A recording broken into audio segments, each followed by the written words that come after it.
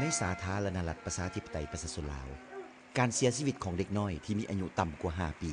ยังมีอัตราส่วนสูงกว่า70ส่วน 1,000 ของจำนวนเด็กที่เกิดใหม่ย้อนว่าประชาชนในเขตห่างไกลศอกลีกยังดำรงชีวิตแบบธรรมชาติความรับรู้ยังต่ำและการบริการด้านสาธารณสุขและการศึกษายังบ่เพียงพอ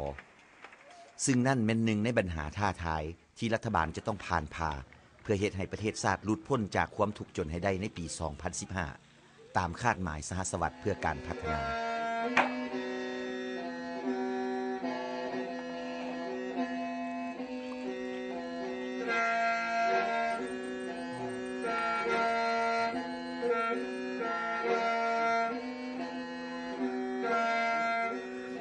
นางเกียรทรงส้นเผ่ามงอายุ33ปี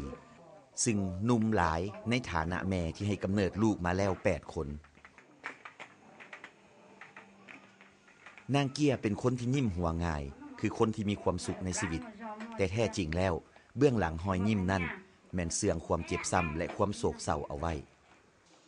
ย้อนตอนลูกต้องเคยเนียงเท่ากูยัวกูตุจีนอกูน้องยงมาเก่าไปยังกูยัวจะใหญ่แหงได้จีมัวตันทอหล่อเตอยู่ไกลยังบ่แต่ลีจะใหญ่แหงชั่วหล่อเนาะเด้เกเชหล่อเนาะเด้เทียมจีเต้าชั่วซ่าเทียมเทียจีเต้าได้จีเป้าตันทอน้องยงหมอให้อาจีหล่อจีเป้าเตียลีกูตื่นมาnhỏตัวล้อเกียจีตัวละกูรู้หันตัวที่กูตัวละตัวฉันนู้ตัวละกูรู้หันตัวที่เป๊ตัวละตัวฉันกูตัวละตัวฉันนู้làกูก็ให้ก็ตัวเป๊นู้ตัวละเตี้ยอยู่มารู้อยู่ตัวมันnhỏให้กูเที่ยงไก่เราย่อตัวเราลื้อรอหลงขานาล่องคำเป็นบ้านหนึ่งที่ขึ้นกับเมืองน้อยแขวงหลวงพระบางภาคเหนือของลาวเป็นบ้านด้อยพัฒนาอยู่ห่างจากตัวเมือง18กิโลเมตรชาวบ้าน58ส่วนห้อยแม่นชนเผ่ากะมุและ16ส่วนห้อยแม่นเผ่ามงโดยปฏิบัติตามยุทธศาสตร์ของรัฐบาลเนาะปฏิบัติตามดำรัส285ของนายกเอาเรื่องการสร้างบ้านพัฒนาก็ซุ่มใส่มีอยู่5กิจกรรมหลักๆเนาะอันที่1ก็มันโครงการค้ำประกันเสบียงอาหารอัน2ก็มันโครงการเกี่ยวกับเรื่องงานศึกษา3เรื่องงานสาธารณสุข4เรื่องงานเด็กตัวแทนและกิจกรรมที่5ก็มันเรียกอันสร้างขีดความสามารถให้แก่พนักงานของรัฐก็คือโครงการในปัจจุบันนี้พวกเราก็ได้ซุ่มใส่สร้างอยู่บ้านรองคำอยากสร้างบ้านดังกล่าวให้หลุดพ้นจากความทุกข์จนอยู่ในแผนยุทธศาสตร์ของเมืองของพวกเราแล้วอยู่ในปี2012นี้จะสร้างบ้านดังกล่าวให้กลายเป็นบ้านพัฒนาโดยตอบสนองนโยบายของรัฐบาลองค์การสุพนิมิตได้เริ่มแนะนำโครงการในปี2005และเริ่มจัดตั้งปฏิบัติโครงการอย่างเป็นทางการในต้นปี2007โดยกวมเอา28บ้านเป้าหมายซึ่งในนั้นมีบ้านล่องคำรวมอยู่นำเป้าหมายของโครงการแม่นแน่ใส่ให้ความรู้และสร้างความเข้าใจให้แก่แม่หญิงเกี่ยวกับการรักษาสุขภาพในเวลาถือพาการเลี้ยงลูกที่ถูกวิธีและการป้องกันพยาธิ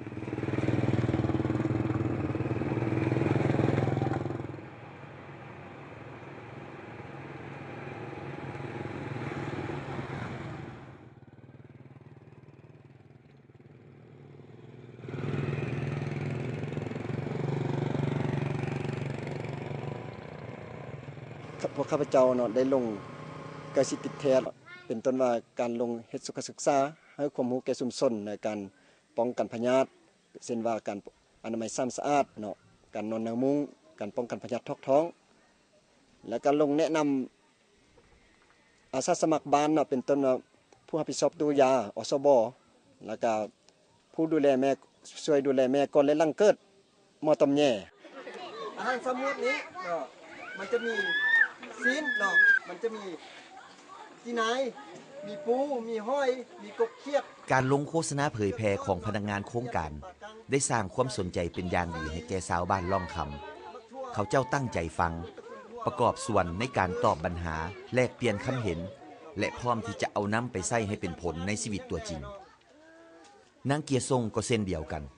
นางเข้าร่วมทุกกิจกรรมที่โครงการได้จัดตั้งขึ้นอย่างเอาใจใส่จึงเฮ็ดให้นางเข้าใจถึงสาเหตุที่เฮ็ดให้ลูกนางเสียชีวิตนางได้เรียนรู้ถึงการปฏิบัติตนในระยะถือพาการเลี้ยงลูกที่ถูกต้องและอนามัยสะอาด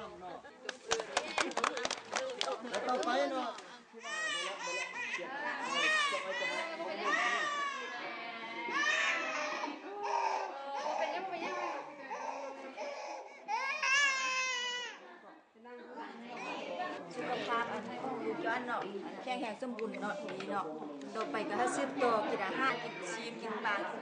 ตั้งแต่นับอันแต่โครงการสุภาพนิมิตเข้ามาเนาะเฮาก็ได้เอาใจใส่เวียกงานส่งเสริมสุขภาพแม่เด็กๆหั่นแล้วก็เป็นต้นแม่นการซักยากันพยาธิให้แก่แม่หญิง15-45 ปีและเด็กลุม2 ปีเนาะส่งเสริมให้อันแม่หญิงถือผานไปฝากท้องแล้วไปเกิดลูกอยู่โรงหมอรู้สึกศาลาแล้วก็ส่งเสริมให้มีลูกห่างแล้วก็ให้เลี้ยงลูกด้วยนมแม่เพียงอย่างเดียวตั้งแต่เกิดจนฮอด6 เดือนหั่นเนาะแล้วก็ติดตามการเจริญเติบโตของเด็กแล้วก็เอาใจใส่ด้านโภชนาการเนาะกินอาหารให้ครบ5 หมวดเนาะเพื่อรับประกันการเติบใหญ่ขยายตัวของร่างกายและมันสมองให้เป็นผู้ใหญ่ที่ดีในอนาคต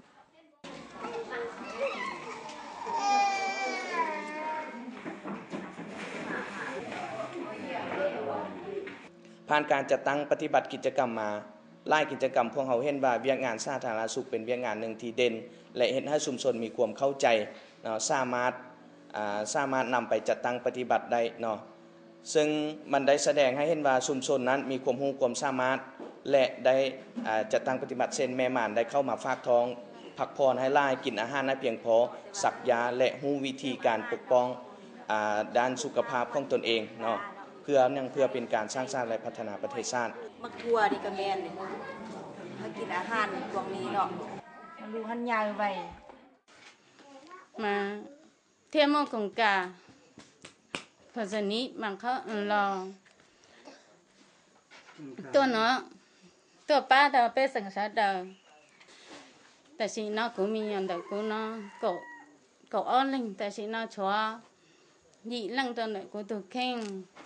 เฒ่ากูมั่วมีหยอเนาะกูเที่ยนี่ตาหมู่กัวเฮาหมอเจ้าเฮาหมอเนาะเฮารอเนาะโฆษณาเนาะหลายเที่ยจะชั่วเจ้าละชาจะชั่วละชาเที่ยลีเลยเที่ยจะชั่วเจ้าละน้ำลำเฒ่ากูชั่วกูตัวมีหยอกูเที่ยโตละพับพอเที่ยโตละเนาะเด้อnó chỉ cho nó có nâng cây nó chè nó hạ rồi sau lại của theo đi dù theo chỉ mua plá theo chỉ trả nhẹ đi nhà luôn nâng tổng tên nó lò lợ tất cả nó lò lợ của tôi này của tôi khen nó của chén nó mì đợi của tôi khen nó tao trâu lúa đi nó mà của mà đi muốn đâu món nó thiêng cái thiêng chè cho nó mà thiên nó rồi mà ở hạt dầu ý giờ nó mình nhỏ mà bé xong từ lúa đi mình nhỏ mà chỉ xong lại của cháu mình nhỏ nó thầu nó mà của tiền còn gió tè mà sum mùn gió bự của tiền còn cá vi chạm gió tè gió tàu đã để còn cứ là tè thiên li sa thiên liล้อพอ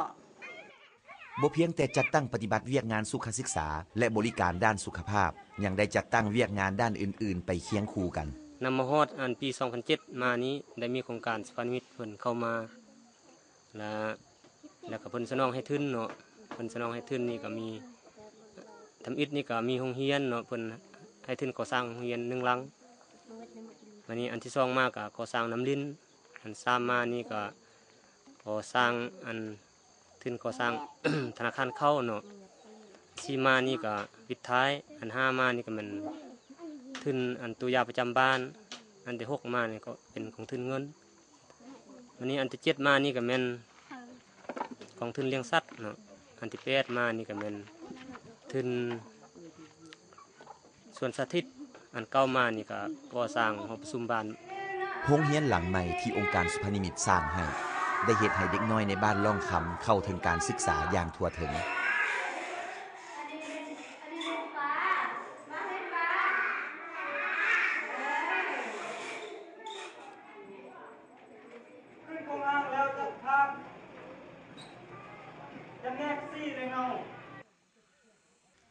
ในเมื่อก่อนชาวบ้านล่องคำขาดเคินน้ำกินน้ำใส้แต่ละมือต้องไปตักน้ำอยู่ห่างจากบ้านหลายกิโลเมตรแต่เดี๋ยวนี้พวกเขาเจ้ามีน้ำสะอาดอย่างเพียงพอจากโครงการน้ำลินกองทุนยาหมุนเวียนประจำบ้านก็เป็นอีกเวียกงานหนึ่งที่มีความสำคัญเช่นกันในเมื่อก่อนบ้านเฮาจะบ่มีตัวยาแล้วปลาสนจะเจ็บเป็นเนาะเจ็บเป็นเล็กน้อยสิพระเจ้าก็ต้องไปหาสุขสลายบ้านผู้หลวงบ่หรือว่าหมอเมืองเดี๋ยวนี้พวกเฮาได้ตัวยาประจำบ้านสิก็ดีใจหลายเนาะปลาสนพระเจ้าก็ลดผ่อนการใช้จ่ายเจ็บหัวก็เรียนมาก็ซื้อปลาร้าเนาะเป็นไข้ยุงสิก็เลยมาซื้ออันยากลกินสิเนาะแล้วก็เจ็บท้องก็ใส่อันยาดักบลินนี่เนาะแล้วเด็กน้อยก็มีอันซิโลบักติมเนาะเป็นตัวนี้เนาะแล้วก็โอลาลิตจะมีตู้ยาของบ้านเฮาจะมีอยู่27รายการ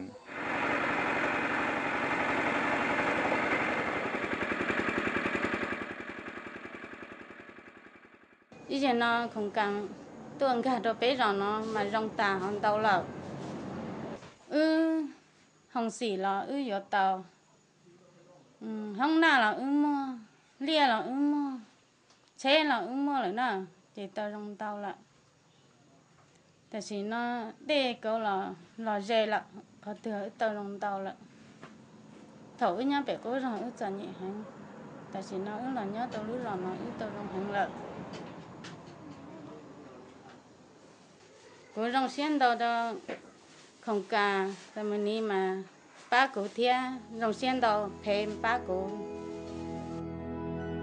เมื่อมีความรู้ความเข้าใจในสิ่งที่โครงการได้นำมาเผยแพร่จนเฮ็ดให้นางเกียมีชีวิตใหม่นางก็อยากให้ชาวบ้านผู้อื่นๆได้รับผลประโยชน์นี้เช่นกันทุกมื้อนี้เกียส่งได้ใช้เวลาว่างเพื่อพบปะแลกเปลี่ยนประสบการณ์และช่วยให้คำแนะนำแก่แม่หญิงชาวบ้านผู้อื่นๆเพื่อให้เขาเจ้านำเอาความรู้ที่ได้รับจากโครงการไปใช้ในชีวิตตัวจริงให้ถูกต้องปัจจุบันเกียส่งและชาวบ้านล่องคำทุกคนได้มีชีวิตใหม่ชีวิตที่เปลี่ยนไปในทางที่ดีขึ้นจากโครงการพัฒนาขององค์การสุพรรณมิตรทุกคนมั่นใจว่าความทุกข์ระทมขมขื่นในเมื่อก่อนนั้นได้กลายเป็นอดีตที่จะบ่มีวันหวนกลับคืนมาคุกคามชีวิตของเขาเจ้าได้อีกต่อไป